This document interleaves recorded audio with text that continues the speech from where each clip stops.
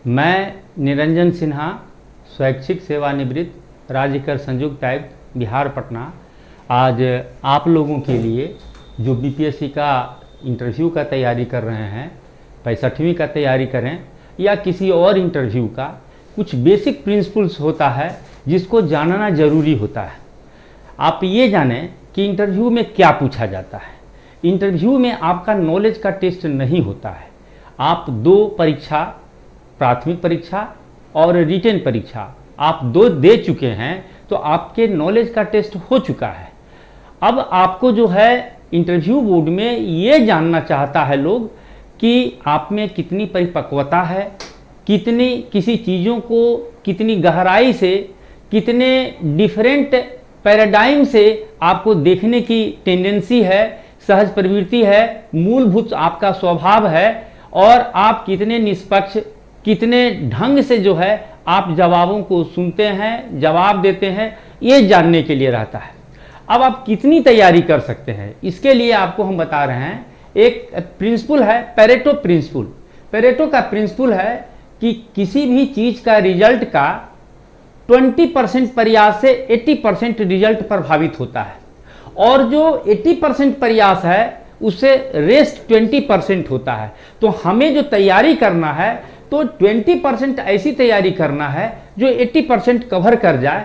बाकी जो 20% जो है जिसके लिए जो 80% मेहनत करना होता है, उसका कोई लिमिटेशन नहीं है, लिमिटलेस क्वेश्चन है, मतलब कुछ भी पूछा जा सकता है। तो वैसे क्वेश्चन को यदि आप जवाब नहीं देते हैं तो वो बहुत ख़राब इंप्रेशन नहीं लाता है। लेकिन कुछ जो बेसिक प्रिंसिपल्स जो हैं, जो बेसिक चीज़ आपको जानना चाहिए, वो चीज़ आपको जानने का ज़रूरत पड़ता है। बेसिक चीज़ में जो है हम अगले स्लाइड में आपको ले चलेंगे कि जैसे आपका गृह जिला जो है, आपका एजुकेशनल क्वालिफिकेशन है, आप कहाँ काम कर रहे हैं, आपका ऑप्शनल क्या है, या आपका हॉबी क्या है, या आपका आइडियल पर्सन क्या है, इन चीज़ों के बारे में आगे जाएंगे। अब आपको यहाँ पर हम थोड़ा सा एक डिफरेंट चीज़ बताना चाह रहे हैं कि इंटरव्यू में क्या होता है। इंटरव्यू में जो है आपका कॉग्निटिव फ्लेक्सिबिलिटी की ज़रूरत पड़ती है, संज्ञानात्मक लचीलापन। संज्ञानात्मक क्या होता है, कॉग्निशन क्या होता है, किसी चीज़ को ऑब्जर्व करने, उसको समझने और उसके अनुसार जो निर्णय लिया जाता है, इसी को संज्ञानात्मक प्रक्रिया कहते हैं, कॉग्निटिव रिवोल्यूशन करते हैं। तो फ्लेक्सिबिलिटी क्या है कि आप बोर्ड के जो मेंबर जो देख रहे हैं वो क्या समझना चाह रहे हैं, क्या सुनना चाह रहे हैं, इसको समझना और उस अकॉर्डिंगली अपने को बिहेव करना, अपने इमोशन को कंट्रोल करना, यही चीज़ है। इसको दूसरे शब्दों में आप इमोशनल इंटेलिजेंस कह सकते हैं। तो इमोशनल इंटेलिजेंस के 4 पार्ट होते हैं। एक होता है सेल्फ अवेयरनेस, अपने बारे में आपको अवेयर होना है कि हमारे में क्या इमोशंस उभर रहे हैं, उसको पहचानना है, उसको नियंत्रित करना है, और उसको नियंत्रित कर करके बिहेवियर को भी रेगुलेट करना है। तो ये सेल्फ अवेयरनेस हो गया। देन जो है आपका जो दूसरा पार्ट आता है, सेल्फ जो है आपका जो है स्किल जो है उसको देखना है कि पहले तो आप अवेयरनेस हो गए कि आप में क्या आया, और दूसरा आप उसको कैसे नियंत्रित करेंगे। दूसरा पार्ट है कि सोशल जो अवेयरनेस है उसको समझना है और उसका स्किल समझना है। सोशल स्किल क्या होगा कि मेंबर, जो बोर्ड के जो मेंबर बैठे हुए हैं, उनको आपको समझना है कि वो आपसे क्या समझना चाहते हैं, वो आपको क्यों पूछ रहे हैं। इस चीज़ को यदि आप डेवलप कर लेते हैं तो आपका इंटरव्यू तय मानिए कि सारे जीवन में आपका सक्सेसफुल रहेगा कि वो क्या पूछना चाहते हैं, वो क्या जानना चाहते हैं। इस चीज़ को यदि आप भाप लेते हैं और उसके अकॉर्डिंगली आप अपने को रेगुलेट कर लेते हैं तो आपका सक्सेसफुल रहेगा। अब कहिए कि इसमें क्या करना चाहिए, कोई टेक्निक है? टेक्निक है। सवाल यदि आपको समझ में नहीं आया या आप टेंशन में आ गए तो थोड़ा सा गहरी सांस आप ले लीजिए। उससे क्या होगा कि गहरी सांस लेने से आदमी अंदर से थोड़ा रिलैक्स हो जाता है, और आपको कुछ सेकंड जो है, फ्रैक्शन ऑफ सेकंड नहीं, कुछ सेकंड, 1 सेकंड 2 सेकंड का आपको मौका मिल जाता है। इत्मीनान से बातें सुनिए और इत्मीनान से बातों को कहिए। जितना इत्मीनान से बात कहेंगे आपको गलती नहीं होता है। गलती 2 ही समय होता है, जब आदमी धारा प्रवाह बोलता है या आदमी इमोशन में आक्रोशित होता है। उसी समय है जो गलती होता है। तो ये दो कंट्रोल आप किए हुए रहिएगा तो आपकी गलती एकदम मिनिमाइज हो जाएगी। अब हम अगले स्लाइड पर चलते हैं कि हमको क्या क्या चीज़ जानना चाहिए। अब देखिए बेसिक कंसेप्ट जो है, जो अभी हमने बताया, इमोशनल इंटेलिजेंस। दूसरा एक आपको और बता रहे हैं, डॉक्टर भीमराव अंबेडकर का 1942 के एक नागपुर में सम्मेलन में उन्होंने अपने अंतिम वाक्य कहा था, educate, agitate and organise. Educate पढ़िए बाई ऑब्जर्वेशन, या तो किताब देख करके या जिस तरह से भी है आप इसका अध्ययन कीजिए। एजुकेट जो है ये अध्ययन कीजिए। देन एजिटेट, उसका मनन मंथन कीजिए। आपने पढ़ा क्या, उसमें समझा क्या, कोई कंसेप्ट है उसको आप जो है अपने पास में उसको आप रियलाइज कीजिए और अपने पास में रखिए। देन ऑर्गेनाइज, आपने जो पढ़ा, आपने जो मनन मंथन किया उसको ऑर्गेनाइज कीजिए कि आप जो है इस चीज को क्यों पढ़ रहे हैं, आप उसका क्या रिलेवेंसी है, इसको कैसे व्यवस्थित करें। ये जो चीज जो है इसमें ऑर्गेनाइज में आता है। ऑर्गेनाइज में आप एक एलिमेंट इसको भी जोड़ सकते हैं कि अपने मित्र बंधुओं से आप ये डिस्कस कर सकते हैं कि आपने क्या पढ़ा और आपने क्या समझा, दूसरे इसको रेक्टिफाई करेंगे, मॉडिफाई करेंगे। तो ये चीज जो है, किसी चीज को आप पढ़ते हैं, उसका मनन मंथन करते हैं तो आपको ऑर्गेनाइज करने में बनता है। अब मान लीजिए आप मैकेनिकल इंजीनियर हैं, इंजीनियरिंग स्ट्रीम के बहुत से स्टूडेंट आ रहे हैं, तो क्यों है जो आपका सिलेक्शन किया जाए प्रशासन के लिए। तो भाई आप इसको जब पढ़ेंगे तो आप क्या जवाब देंगे। आप ये नहीं कह सकते हैं कि हम नौकरी के लिए आए हैं, चाहे आप वहाँ ये बताइए कि बीइंग ए मैकेनिकल इंजीनियर आप जो है 4 साल की पढ़ाई के दौरान आप लॉजिकल हो गए, एनालिटिकल हो गए, अप्रोच में एनालिटिकल हो गए और निर्णय में रैशनल हो गए। तो लॉजिकल क्या होता है, कार्य कारण का जो संबंध होता है, कॉज एंड इफेक्ट, उससे क्या होता है कि उसको लॉजिकल कहते हैं। तो आप लॉजिकली चीज़ों को देखते हैं। तो आप इंजीनियरिंग स्टूडेंट में क्या हो गया कि लॉजिकली सोचना शुरू करते हैं, एनालिटिकली देखना समझ शुरू करते हैं और रैशनली निर्णय लेना शुरू करते हैं। और प्रशासन में तो इसी का उपयोग है, डेवलपमेंट में इसी का उपयोग है कि सरकार के नीतियों का या समस्याओं का आप इसी नज़रिए से देख सकते हैं। मैकेनिकल इंजीनियर आप हैं तो क्या करते हैं, किसी प्लांट में कई मशीनरी का असेंबलिंग होता है, कई कंपोनेंट होता है, उसको मिल करके एक सिस्टम काम करता है। तो आप भी जो यहाँ विभाग में हैं, बिहार सरकार में 44 डिपार्टमेंट है, तो सारे डिपार्टमेंट का जो आप डीएम के रूप में, आप एसडीओ के रूप में आप बिहार सरकार के प्रतिनिधि होते हैं। तो आपको कई डिपार्टमेंट का कोऑर्डिनेशन करना है और ये चीज़ जो है आपकी सहज प्रवृत्ति बनी हुई है कि आप मैकेनिकल इंजीनियर में ढेर सारे छोटे छोटे से सिस्टम जो है उसको आप इंटीग्रेट करते हैं और वही स्वभाव आपको प्रशासन में उपयोग में आता है। तो आप जो है ये जो चीज़ जो हम बताए ये ऑर्गेनाइज करने के बारे में बताए। अब मान लीजिए आप मैकेनिकल इंजीनियर हैं और आपने ज्योग्राफी ऑप्शन लिया। क्यों लिया भाई ज्योग्राफी ऑप्शन, आप मैकेनिकल इंजीनियरिंग क्यों नहीं लिया। तो सर हम इंजीनियरिंग स्टूडेंट होने के नाते हम सर रैशनल हुए, हम लॉजिकल हुए, एनालिटिकल हुए और रैशनल हुए, मैंने साइंटिफिक टेम्पर आप में तो डेवलप कर गया। लेकिन आपको लगा ज्योग्राफी इसलिए लिए कि विकास किसी आदमी का और क्षेत्र का होता है और ज्योग्राफी में सर हम किसी व्यक्ति के संदर्भ में उसके इकोसिस्टम को, मतलब लैंड, वाटर और जो एयर का जो सिस्टम है उसके संदर्भ में हम उसको अध्ययन करते हैं। तो हमको लगा कि हमको एक प्रशासनिक पदाधिकारी एक बेहतर बनना है तो हमको उन चीज़ों को समझना है। आप अपनी अनुसार उसमें व्याख्या कीजिए कि आपने ज्योग्राफी इसलिए लिया, आप एंथ्रोपोलॉजी क्यों लिए।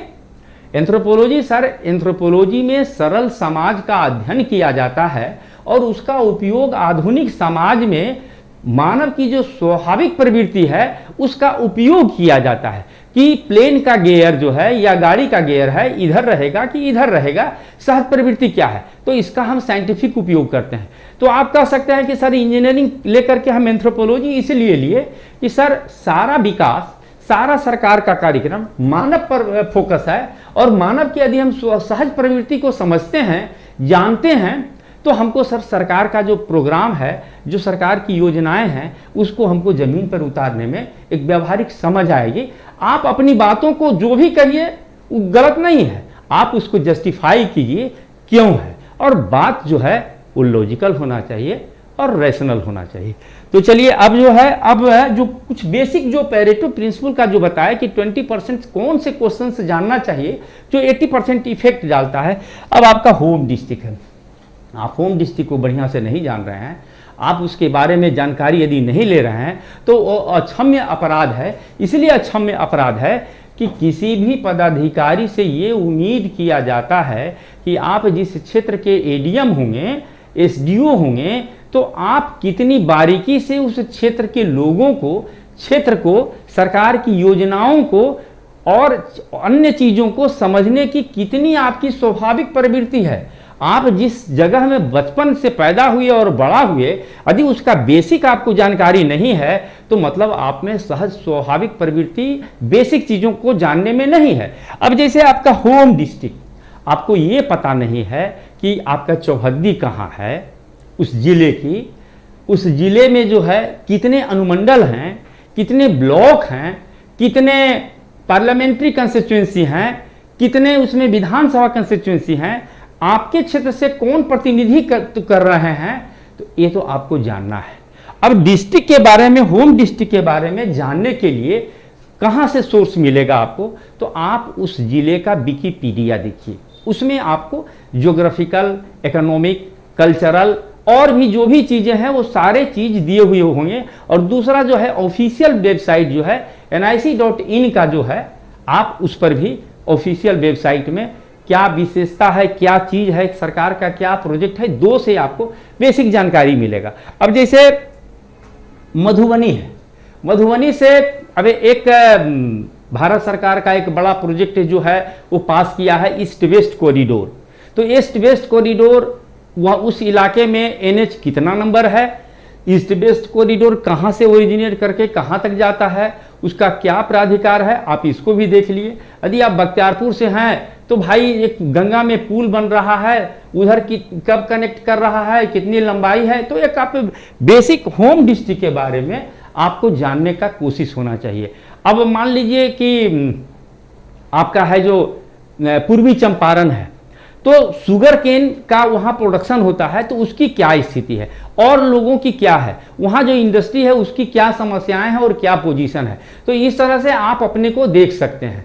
अब मान लीजिए कि अररिया जिला आपका घर है, तो अररिया जिला में क्या है कि बहुत से जल स्रोत होते हैं जो खेत से निकल करके धार बहता है, उसको धार कहते हैं। वो धार क्यों होता है, तो आप उसके ज्योग्राफिकल बनावट को भी जैसे समझ गए, तो आपका है जो होम डिस्ट्रिक्ट हुआ। इसके बाद जो है अब आपको और जो बेसिक चीज़ है एजुकेशनल क्वालिफिकेशन।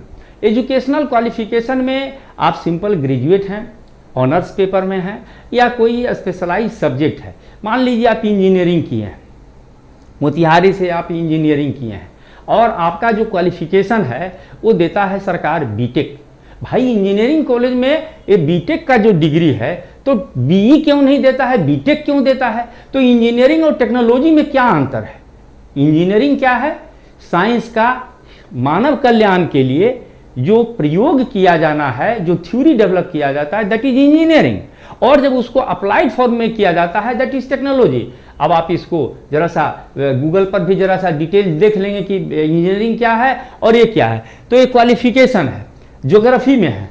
अब जो भी आपका क्वालिफिकेशन है, तो आप उस शहर में आप इंजीनियरिंग पढ़े हैं तो 4 साल रहे हैं, आप ग्रेजुएशन किए हैं तो मिनिमम 3 साल रहे हैं, तो कितना आप जानते हैं? मान लीजिए आप मोतिहारी में पढ़े हैं, तो मोतिहारी का भाई हम घूमना चाहते हैं, कहाँ आप ले जाएंगे? तय है कि केसरिया का स्तूप दिखाएंगे। बात जब स्तूप पर आई तो स्तूप में क्या अंतर है, चैत्य में क्या अंतर है, बिहार में क्या अंतर है, थोड़ा सा जान जाइए जो है स्तूप क्या होता है। दूसरा भाई है तो आप अरेराज गए, वहाँ मंदिर है, मंदिर जो है क्या डिफरेंस है? तो भाई जमीन के नीचे सीढ़ी से उतरना पड़ता है, महादेव का मंदिर है। क्यों है, क्या है, क्या मैथोलॉजी है, आप उसको जान गए। उसी तरह से जिससे कुछ और जुड़ा हुआ है, वहाँ एक सेंट्रल यूनिवर्सिटी है, उसका क्या नाम है? दक्षिण वाले का तो नाम है साउथ बिहार सेंट्रल यूनिवर्सिटी, क्या उसका नाम नॉर्थ बिहार सेंट्रल यूनिवर्सिटी है या किसी दूसरे नाम पर है, महात्मा गांधी सेंट्रल यूनिवर्सिटी? तो आप उस जिले को बेसिकली देख रहे हैं। आपका नालंदा जिला घर है, तो नालंदा जिला का जो है, आप नालंदा क्या नाम है, क्या वहाँ ऐतिहासिक जगह है, क्या उसका इकोनॉमी है, क्या एजुकेशनल बैकग्राउंड है, आप इन चीज़ों को जरा सा बढ़िया से समझ गए तो ये जो है नहीं, हम लोग क्वालिफिकेशन पर चल रहे थे, तो एजुकेशनल क्वालिफिकेशन, तो आपका जो क्वालिफिकेशन है आप उसके बारे में, हाँ उस इंस्टीट्यूट के बारे में बता रहे हैं जहां आप पढ़े हैं, तो आप उसको डिटेल में जाने, क्वालिफिकेशन में जाने, क्या उसमें पढ़ते हैं। अब मैकेनिकल इंजीनियरिंग में क्या पढ़ते हैं, उसका क्या फ़ायदा है। अब आप मान लीजिए कि इलेक्ट्रिकल एंड कम्युनिकेशन इंजीनियरिंग से आप पढ़ें, आपको पता होना चाहिए कि रेडियो क्या है, ट्रांजिस्टर क्या है, ट्रांजिस्टर में एनपीएन क्या होता है, पीएनपी क्या होता है, उसके सिलिकॉन का यूज होता है तो सिलिकॉन का यूज क्यों होता है। अब कंप्यूटर सिस्टम है तो वो जीरो और 1 का यूज होता है, 0 1 2 3 का क्यों यूज नहीं होता है भाई, उसमें ऑन होता है ऑफ होता है, और इसीलिए न कंडक्टर यूज होता है और ना आप क्या कहते हैं जो बैड कंडक्टर है उसका भी यूज नहीं होता है, सेमी कंडक्टर होता है कि करंट का फ्लो हो भी और करंट का फ्लो नहीं भी हो, और वो पोजीशन 2 ही होता है, एक ऑन होता है एक ऑफ होता है, इसलिए 0 और 1 का उपयोग ही किया जाता है। अब इसके अलावा जो होता है वो क्वांटम कंप्यूटिंग में होता है, जो अभी क्षेत्र से बाहर का चीज है। तो आप जो पढ़ते हैं, क्या पढ़ते हैं, उसका बेसिक जानिए। ये चीज भी जो आपको जो बता रहे हैं, जो उसका मेन सब्जेक्ट है, उसके शुरुआती जो परिचयात्मक जो चैप्टर है, ज्योग्राफी का है चाहे फिजिक्स का है, आप उस चीज़ों को आप बढ़िया से जान लें। आप फिजिक्स पढ़ रहे हैं, फिजिक्स में क्या पढ़ते हैं, ट्रांसफॉर्मेशन जो है, एनर्जी का जो ट्रांसफॉर्मेशन होता है एक स्वरूप से दूसरे स्वरूप में, उसी का अध्ययन फिजिक्स में करते हैं। अब फिजिक्स में जब बात आएगी तो नोबेल पुरस्कार पर भी आ सकता है। अब आपसे पूछ सकता है कि अल्बर्ट आइंस्टीन को नोबेल पुरस्कार क्यों मिला। प्रसिद्ध तो हो गए थ्योरी ऑफ रिलेटिविटी के कारण, लेकिन उनको नोबेल पुरस्कार उसके लिए नहीं मिला। किस चीज़ के लिए मिला, तो आप फिजिक्स के हैं स्टूडेंट, तो आपको जानना चाहिए कि उन्होंने फोटो इलेक्ट्रिक इफेक्ट का व्याख्या किया था, इसके लिए उनको नोबेल पुरस्कार मिला। और विश्वविख्यात किसके लिए हुए, theory of relativity, special theory of relativity और जनरल थ्योरी ऑफ रिलेटिविटी। तो आप जो है अपने एजुकेशन क्वालिफिकेशन में उस इंस्टीट्यूट के बारे में, उस इंस्टीट्यूट के प्लेस के बारे में और उस सब्जेक्ट के बारे में आप जान जाएं, और उस सब्जेक्ट से यदि आप क्या आपका एडमिनिस्ट्रेशन में उपयोग होना है या आपने ऑप्शनल क्यों चेंज किया, तो आपका जो सब्जेक्ट होगा उसके अनुसार जो है हम ये थोड़ा सा वेरिएबल होगा। समय चूंकि कम है तो इसको विस्तार में हम लोग बाद में इसको बात करेंगे।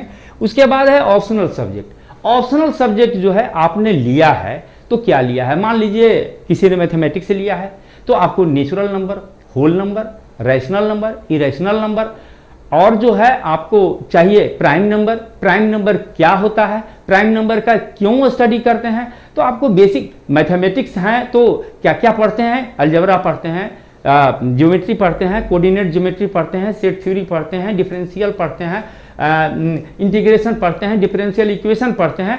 तो क्या इसमें पढ़ते हैं और इसका लाइफ में क्या उपयोग है, आप इसको जानना चाहिए। तो ये जो है ये ऑप्शनल सब्जेक्ट के बारे में है।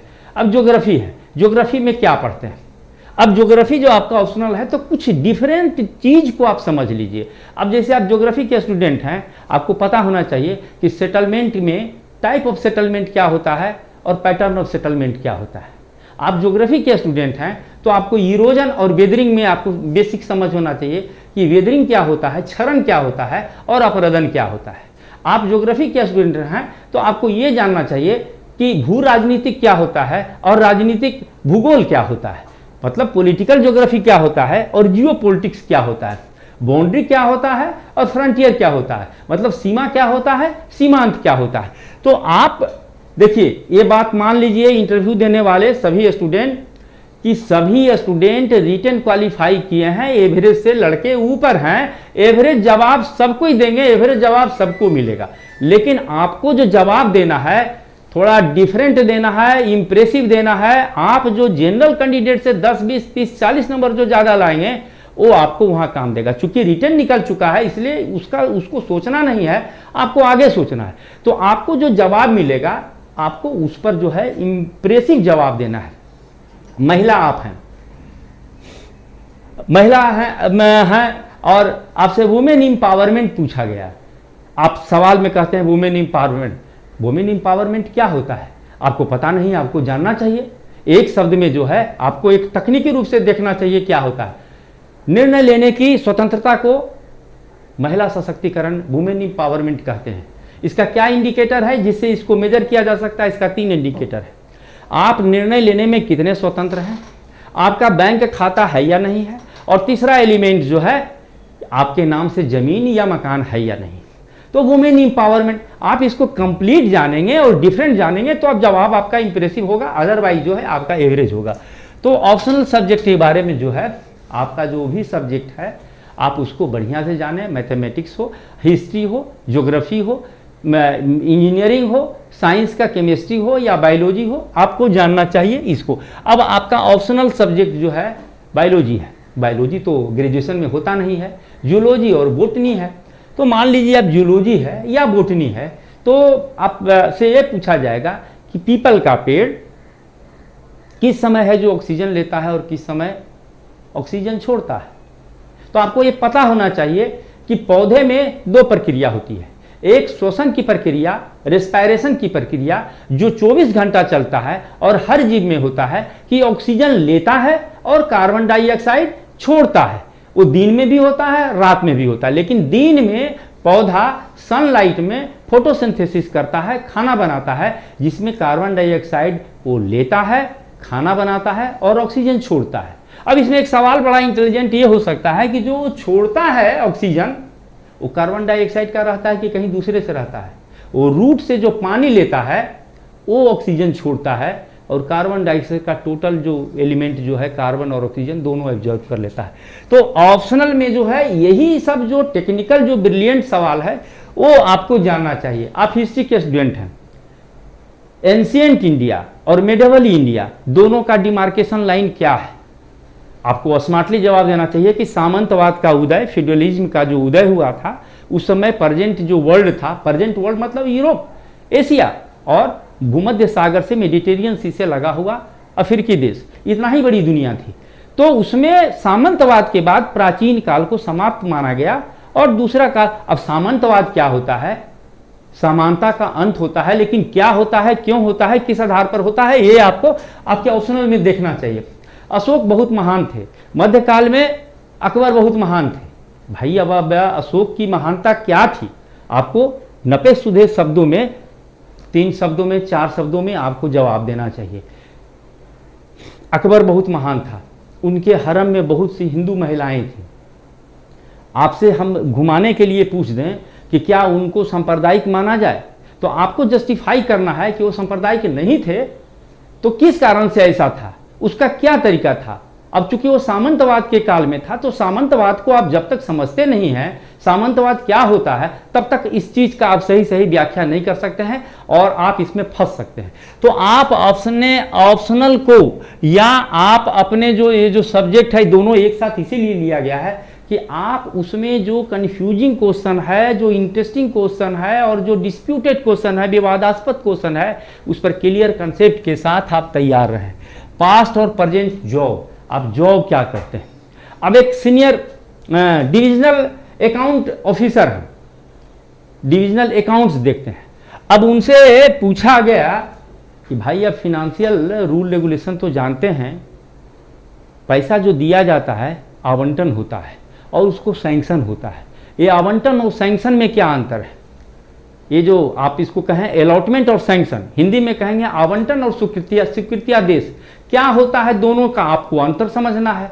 तो आप उसमें हैं, किस डिपार्टमेंट में है, उस डिपार्टमेंट का अध्यक्ष कौन है, उस डिपार्टमेंट का सेक्रेटरी कौन है, आप नाम बोलते हैं तो श्री लगा के बोलना है। उसके बाद ये डिपार्टमेंट जो है किस तरह का काम करता है, आपका क्या काम है, आप वहाँ क्या चीज़ देखते हैं, क्या आप उसमें सुधार समझते हैं जो सुधार होना चाहिए। तो ये सब चीज़ जो है पास्ट और प्रेजेंट जॉब का है। अभी एक कैंडिडेट मिला जो LIC में भी काम करता था और अभी एक वित्तीय सलाहकार के रूप में काम करता है। भाई आप जब दोनों वित्तीय मामलों से जुड़े हुए हैं तो वित्तीय साक्षरता, वित्तीय जागरूकता जो सरकार है तो उसका क्या OECD का ओपिनियन 2009 में आया, organisation for economic and cooperation जो ऑर्गेनाइज, उसके रिकमेंडेशन पर भारत सरकार क्या शुरू किया, क्या होता है फिनेंशियल लिटरेसी, उसको आप समझिए और क्या प्रयास जारी हो रहा है, चल रहा है और क्या प्रयास करना चाहिए। तो आप उससे रिलेटेड जो प्रेजेंट जॉब है आप उसको बेहतर ढंग से जो संभावित क्वेश्चन होता है उसको जो है आपको क्या करना है, एजुकेट पढ़ लेना है, उसके बाद उसको एजिटेट मनन मंथन कर लेना है और देन इंटरव्यू के लिए आपको ऑर्गेनाइज कर लेना है, व्यवस्थित कर लेना है। जो पिछले स्लाइड में हमने आपको ये बताया था, एजुकेट एजिटेट ऑर्गेनाइज। जो भी चीज़ पढ़िए उसका मनन मंथन कीजिए, उसको ऑर्गेनाइज कीजिए। अब इसके बाद जो हम चल रहे हैं पोस्ट प्रिफरेंस, आप इस पोस्ट को क्यों देना चाहते हैं, जरा सा बोल दीजिए बेटा का कि पापा इंटरव्यू दे रहे हैं। पोस्ट प्रेफरेंस में जो है आप इसको क्यों देना चाहते हैं। जैसे प्रशासनिक सेवा आप दे रहे हैं, उसके बाद दूसरा सेवा दे रहे हैं, तो आप यदि मान लीजिए पुलिस सेवा नहीं दे रहे हैं तो आप ये कह सकते हैं कि फिजिकल इनकैपेबिलिटी है, आंख से, शरीर से, हाइट से जो है उसके कारण नहीं दे रहे हैं, या आपका चॉइस नहीं है। तो जो भी जवाब दें आप उसको जस्टिफाई करें, ये इंपॉर्टेंट है पोस्ट प्रेफरेंस में। प्रशासनिक सेवा क्यों देना चाह रहे हैं। बिहार में 3 सेवा जो है प्रीमियर सेवा है, बिहार पुलिस सेवा, बिहार प्रशासनिक सेवा, बिहार वित्त सेवा। तो आप इनका जो चयन कर रहे हैं या नहीं कर रहे हैं तो आप बताएं। अब आप जो है बिहार प्रशासनिक सेवा है, बिहार प्रशासनिक सेवा क्यों आना चाहते हैं, तो इसमें बहुत डाइवर्सिफाइड टाइप का काम होता है। आपको आपदा प्रबंधन भी देखना है, आपको हो सकता है कि नगर निगम का भी देखना है, मजिस्ट्रेट के रूप में विधि व्यवस्था भी देखना हो सकता है और विकास का भी काम करना होता है। आप इसमें जब ये डिपार्टमेंट किनका है, ये सामान्य प्रशासन विभाग का है। इसके मंत्री जो हैं, विभागीय अध्यक्ष जो है माननीय मुख्यमंत्री का चीज़ है, तो माननीय मुख्यमंत्री हैं। इसमें कौन सा पद मिलता है, कौन सा लेवल मिलता है। जब आप कंपीट करते हैं बिहार प्रशासनिक सेवा, सेवा का नाम है बिहार प्रशासनिक सेवा, लेकिन जो स्तर का नाम है वो सीनियर डिप्टी कलेक्टर या सीडीसी होता है। लेकिन पोस्ट जो है आपको यदि अनुमंडल में दिया गया तो आप एसडीएम हुए, और यदि आप जिला में हैं तो जिलाधिकारी जो पोस्ट देंगे आप उस विभाग के जिला आपदा प्रबंधन पदाधिकारी हैं चाहिए है। तो ये जो है पोस्ट प्रेफरेंस के बारे में आप जानेंगे। पुलिस सेवा है तो पुलिस सेवा का विभागाध्यक्ष कौन है, उसके सेक्रेटरी कौन है, और जो है उसी का जो है पुलिस जो है वो पुलिस भवन है तो जो पुलिस महानिदेशक होते हैं वो कौन है, क्या उसका सेटअप है, क्या इसका समस्या है और क्या नहीं है। तो ये सब चीज़ आप जानना चाह रहे हैं। आप निबंधन सेवा दे रहे हैं, उप रजिस्ट्रार, तो उप रजिस्ट्रार क्यों आप आना चाह रहे हैं। भाई जमीन से जुड़ी हुई समस्या जो है बिहार की मुख्य समस्या है, आपको समझने के लिए मिलेगा। आप शिक्षा सेवा में आना चाहते हैं क्यों, तो अज्ञानता ही सारे समस्याओं का जड़ है और इसलिए हमको लगता है कि बिहार का विकास जो है इसी कारण से होगा। तो ये जो है आपको पोस्ट प्रेफरेंस। हॉबी जो है ये एक बड़ा इंटरेस्टिंग चीज़ होता है। आप यदि कुकिंग करते हैं, आप गार्डनिंग करते हैं, आप बच्चों को पढ़ाते हैं, आप किताब पढ़ते हैं, तो आपको इस पर ध्यान देना है कि किताब पढ़ना यदि हॉबी है तो क्या फ़ायदे हैं, किस किस तरह का किताब आप पढ़ते हैं और अभी तक क्या पढ़े हैं, उसमें से किसी एक किताब के बारे में वो जानकारी पूछ सकता है। आपको खाना बनाना आता है तो उसमें सब्जी भी बनना होता है, उसमें और भी प्रिपरेशन होता है। तो आप कढ़ाई में तेल डालते हैं तो कहा जाता है कि गर्म जब तक नहीं होगा तब तक आप डालेंगे तो सब्जी सट जाएगा। तो भाई गर्म होना किसको कहते हैं, कैसे आप पता चलेंगे। तेल को क्या छू करके देखेंगे, कढ़ाई को छू करके देखेंगे, नहीं। तो आपको यहाँ समझना होगा कि क्या चीज़ है, तो आप उस माने गहराई से उसको जान रहे हैं। अब होम किचन गार्डनिंग कहते हैं, तो गार्डनिंग क्या है, किचन गार्डनिंग क्या है। गार्डनिंग है तो सरकार का जो रूफ टॉप जो गार्डनिंग का कंसेप्ट है उसके बारे में आप क्या जानते हैं, या जो आप खाद जो देते हैं तो केमिकल फर्टिलाइजर यूज करते हैं कि ऑर्गेनिक मैन्योर करते हैं, तो दोनों का डिफरेंस हो गया। आप क्या लगाते हैं, उसका क्या नाम है, नहीं है। तो आप बेसिक चीज़ है कि आपको उसमें कितनी गहरी रुचि है, आपकी सहज प्रवृत्ति कितना गहरा जानने का और विविधतापूर्ण जानने का चीज़ इसमें आपको हॉबी में मिलेगा। इसके बाद जो है हम लोग का आइडियल पर्सन और अच्छा आदमी दोनों दो चीज़ है। अच्छा आदमी हमारे माता पिता भी हैं और आइडियल पर्सन हमारे माता पिता भी हैं, लेकिन दोनों दो चीज़ है। आइडियल पर्सन मतलब हो गया कि अनुकरणीय, जिसको अनुकरण हम भी करें और आप भी करें, और अच्छे हैं तो वो मेरे लिए अच्छे हो सकते हैं, दूसरे के लिए अच्छे नहीं हो सकते हैं। जैसे पिताजी हमको खूब पैसा देते हैं तो वो आइडियल पर्सन नहीं हो। यदि आइडियल पर्सन उस रूप में है तो आप उसको जस्टिफाई कीजिए। आइडियल पर्सन मतलब अनुकरणीय है। अब जैसे महात्मा गांधी आप मानते हैं या किसी और आदमी को, तो उसमें बताइए कि ये कैरेक्टर उनका, ये कैरेक्टर, ये जो सोच है ये अनुकरणीय है, और उसको आप बचाव के लिए, डिफेंड करने के लिए आपके पास लॉजिक होना चाहिए। और जो संभावित जो बातें सवाल उठ सकता है उसको आप सोचिए कि आइडियल पर्सन में क्या है।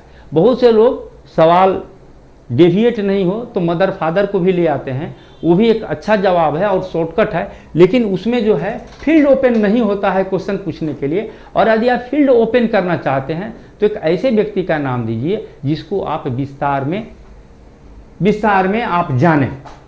समझ रहे हैं?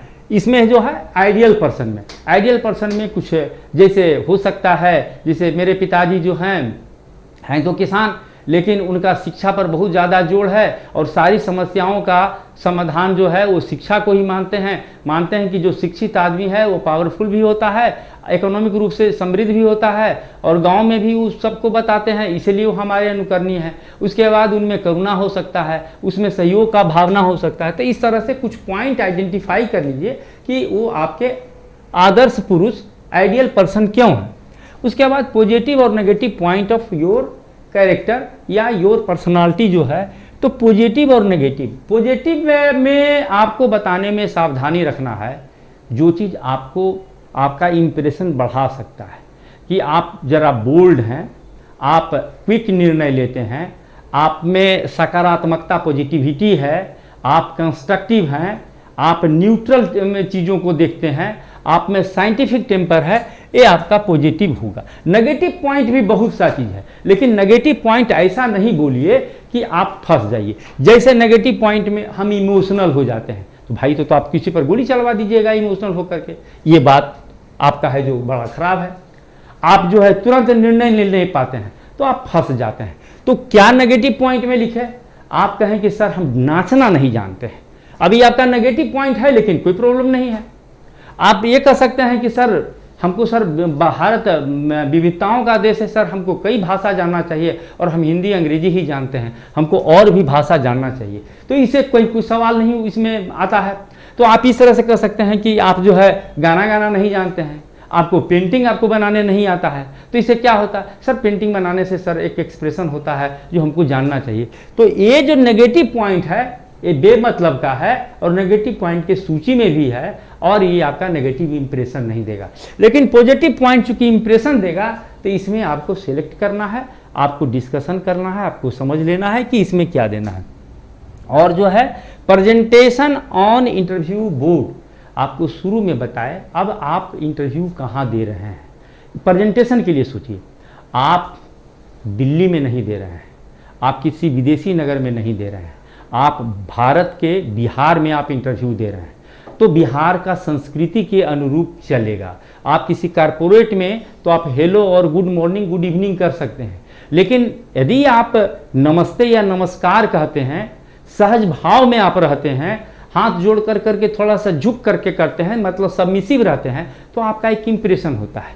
आप इंटरव्यू देने के लिए आप है जो कुर्ता पैजामा में नहीं जा सकते हैं, आप सलवार सूट में यदि आप पहनते हैं तो आप उसमें जा सकते हैं, लेकिन वो जो टॉप पहन करके जो दूसरा आदि ड्रेस है तो वो है जो आपका आपत्तिजनक होगा। तो आप इसमें जो कल्चर के अनुसार उपयुक्त हो और जो आपका सहज हो, तो ड्रेसिंग सिस्टम वो रहना चाहिए जो एक स्मार्टनेस का लुक दे, नंबर एक। दूसरा जो परमिशन ले करके आना है, फिर जो है आप बैठने के बाद धन्यवाद दिए, अभिवादन जो किए, तो वो कल्चर के अनुरूप थोड़ा होना चाहिए। उसके बाद जो है आप बैठें तो आप सभी मेंबर की तरफ मुखातिब होते रहें, बात को कहते रहें, सवाल को पूरा सुनें, सवाल जो पूछा जा रहा है उसको बढ़िया से सुनें।